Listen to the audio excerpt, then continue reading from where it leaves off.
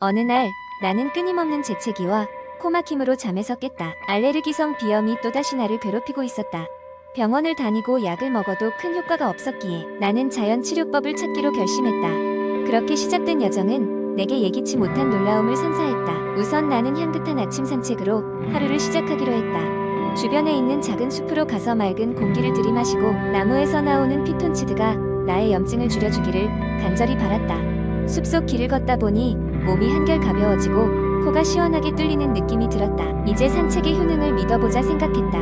이후 아침마다 일어나 숲을 찾아가 산책을 했고 점차 나의 증상은 조금씩 완화되었다. 이와 더불어 나는 민간전통 요법 중 하나인 생강차 마시기에도 도전해보았다. 생강은 항염증 작용과 면역력 증강에 도움을 준다고 들었다. 생강을 얇게 썰고 끓는 물에 넣어 뜨겁게 마시면 몸이 따뜻해지는 것과 동시에 코가 시원하게 뚫리는 효과를 느낄 수 있었다. 생강이 가진 강한 맛은 나의 미각을 자극했고 마치 나는 살아있다고 느끼게 해주었다. 어느새 생강차는 나의 아침 필수 일과가 되었고 증상 완화에도 큰 도움이 되었다. 또한 나는 알레르기 증상을 경감시킨다는 벌꿀도 활용해보기로 했다. 지역에서 채취한 순수 자연 벌꿀을 매일 한 스푼씩 섭취하며 면역력을 높이려 노력했다. 이것이 효과가 있었던 것일까? 꾸준히 섭취한 벌꿀은 나의 알레르기 체질을 점진적으로 변화시켜주었고 감기처럼 몰려오는 비염 증상들도 차츰 약해지기 시작했다. 더불어 나는 요가와 명상을 통해 스트레스를 줄이고 심신의 융화를 이루고자 했다. 심호흡을 통해 폐 깊숙이 산소를 채우고 명상으로 마음의 평화를 찾으니 기분이 한결 나아졌다. 심리적 안정이 주는 긍정적인 효과는 내 육체적 증상에도 반영되었다. 요가는 또한 비염으로 막힌 코를 뚫기 위한 효과적인 방법 중 하나라는 것을 깨달았다. 머리를 아래로 향하게 하는 다양한 자세들을 통해 코와 두뇌 사이의 혈액순환이 원활히 이루어졌고 이는 증상 완화로 이어졌다. 이외에도 나는 음식의 중요성을 간과하지 않았다. 코코넛 오일, 녹차, 그리고 강황 등 항염증 성분이 풍부한 식품들을 적극적으로 섭취했다. 특히 강황은 카레 상태로 요리하여 매일 먹었으며 특유의 향신료 맛은 나의 미각을 활발하게 만들었다.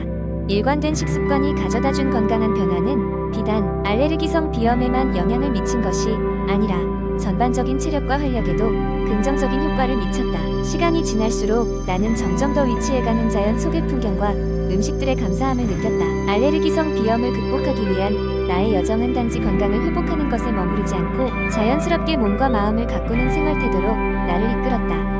이렇게 해서 나는 자연을 통해 큰 치유를 경험했다. 그리고 지금도 자연은 나에게 계속해서 행복한 위로와 건강한 삶의 길을 보여주고 있다. 두 번째 이야기. 옛적 수면의 질이 나쁜 한 남자가 있었습니다. 그의 이름은 민수였으며 매일 밤 잠을 설치고 피곤에 찌든 상태로 하루를 시작하곤 했습니다. 어느 날 민수는 수면에 관한 여러 책을 읽다가 더 나은 수면을 위한 기적의 생활 습관이라는 제목의 책을 발견했습니다. 이 책의 저자 박사님은 일찍이 수면의 질이 사회 전반에 미치는 영향을 연구하며 생활 습관 개선을 위한 다양한 방법을 제시했습니다. 첫째, 박사님은 고정된 수면 시간을 강조했습니다. 민수는 취침 시간을 매일 밤 11시로 정하고 아침 7시에 일어나기 위해 알람 시계를 맞췄습니다. 처음에는 몸이 거부감을 보이며 어려움이 있었지만 점차 같은 시간에 잠드는 것이 편안하게 다가왔습니다. 박사님은 일정한 수면 시간이 우리 몸의 내부 생체 시계인 서카디언 리듬을 조절한다고 설명했습니다. 둘째로 박사님은 저녁 식사와 음료 섭취의 중요성을 언급했습니다. 민수는 이전에는 잠들기 전 늦은 시간에 야식을 즐기곤 했지만 이 습관을 끊고 저녁 7시 전에 식사를 마치기로 다짐했습니다. 또한 카페인 음료 대신 허브티를 즐기기로 했고 이는 진정 효과와 함께 숙면을 유도하는 데 큰 도움이 되었습니다. 셋째, 박사님은 수면 환경의 중요성을 설명했습니다. 민수는 침실을 어둡게 하고 편안한 침구류로 바꾸며 이불 밑에 라벤더 향 주머니를 두어 편안한 환경을 만들었습니다.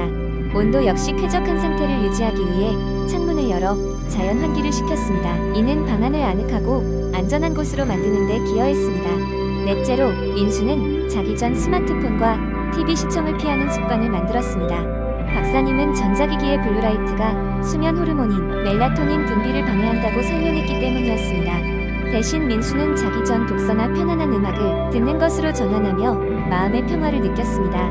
마지막으로 민수는 매일 아침 스트레칭과 명상을 새롭게 시작했습니다. 박사님은 이는 몸과 마음의 긴장을 풀고 일상의 스트레스를 해소하는 데 크게 기여한다고 강조했으며 이는 결과적으로 밤에 더 나은 수면으로 연결되었습니다. 몇 주가 지나면서 민수는 이 새로운 생활 습관이 그다지 어렵지 않다는 것을 깨달았습니다. 수면의 질이 대폭 개선되었고 그로 인해 일상생활에서의 에너지가 넘쳤습니다. 민수의 행복과 건강 상태는 눈에 띄게 좋아졌으며 그는 다시는 불면증으로 고통받지 않을 것이라 믿으며 매일 밤 깊은 잠에 빠질 수 있었습니다. 이렇듯 삶의 작은 변화가 가져다주는 기적을 직접 경험한 민수는 이 이야기를 주변의 모든 이들에게 들려주며 수면의 중요성과 생활 습관의 기적을 전파하는 데 앞장서게 되었습니다.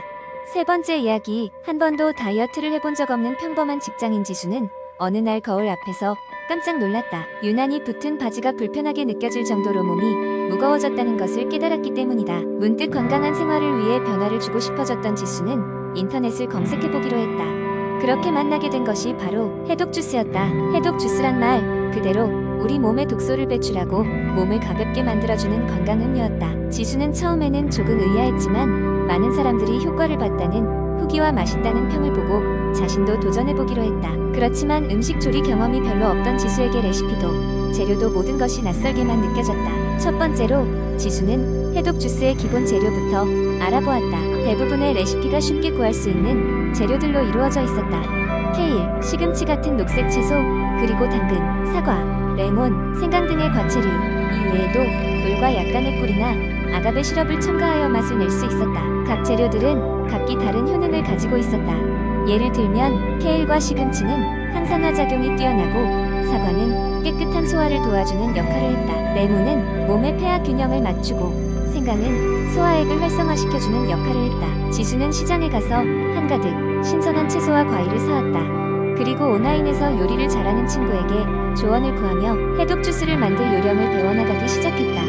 그중 몇 가지 팁으로는 채소와 과일을 깨끗이 씻고 썰어 블렌더에 넣고 곱게 갈아주는 것이었다. 가끔 물 대신 코코넛 워터를 사용하면 시원하고 맛있는 주스가 된다는 사실도 알게 되었다. 첫 블렌딩을 하고 나서 지수는 주스를 한 잔 가득 따르고 천천히 맛을 보았다. 그 맛은 생각보다 신선하고 기분 좋게 상쾌했다. 물론 처음 만드는 사람에게는 약간의 채소 맛이 낯설게 느껴질 수도 있었지만 지수에게는 이게 변화의 시작이라는 사실이 기뻤다. 지수는 매일 아침 출근 준비를 하면서 신선한 해독 주스를 한 잔씩 마시기 시작했다. 처음 며칠간은 별달리 변화를 느끼지 못했지만 어느 정도 시간이 지나자 아침에 몸이 더 가볍게 느껴지고 소화도 훨씬 좋아졌다. 뿐만 아니라 피부도 맑아지고 무언가 건강해진 느낌을 받아 기분이 좋았다. 주스를 마시는 동안 다른 음식들도 조금씩 신경을 쓰기 시작했다. 설탕이나 고칼로리의 간식을 피하고 야채 중심의 식사를 하기 시작했던 것이다. 이러한 변화들은 차츰 몸의 변화를 이끌었다. 지수는 주변 동료들에게도 해독 주스를 권유하고 함께 건강한 생활 습관을 유지려 서로 격려했다. 결국 해독 주스를 통한 변화는 지수에게 음식 하나가 아니라 삶과 건강에 대한 태도 전환으로 이어졌다. 지수는 자신이 했던 경험을 글로 기록하여 온라인 커뮤니티에 공유하기도 했다. 많은 사람들이 그 글을 보고 해독 주스에 도전했고 서로의 성공담을 공유하며 격려하는 장이 되기도 했다. 이렇듯 초보자로 시작했지만 점차 해독 주스의 매력을 깨달아가며 건강한 변화의 길로 나아간 지수. 그의 이야기는 해독 주스가 단순히 다이어트가 아닌 건강한 삶의 시작임을 일깨워주는 좋은 사례가 되었다. 네 번째 이야기. 어느 날 나는 거울 앞에 서서 내 모습을 바라보았다. 나의 모습은 점점 피곤해 보였고 체중도 늘어나고 있었다. 이대로는 안 되겠다는 생각이 들어 나는 건강을 개선하기 위한 새로운 결심을 하게 되었다. 첫 번째로 나는 아침에 일찍 일어나는 습관을 들이기로 했다. 아침 시간을 여유롭게 보내면서 마음의 여유를 찾고 간단한 스트레칭과 명상을 하며 하루를 시작했다. 처음엔 일찍 일어나는 게 익숙하지 않았지만 점차 몸이 적응하면서 맑은 아침 시간의 소중함을 느꼈다. 두 번째로 지속적인 운동의 필요성을 깨달았다.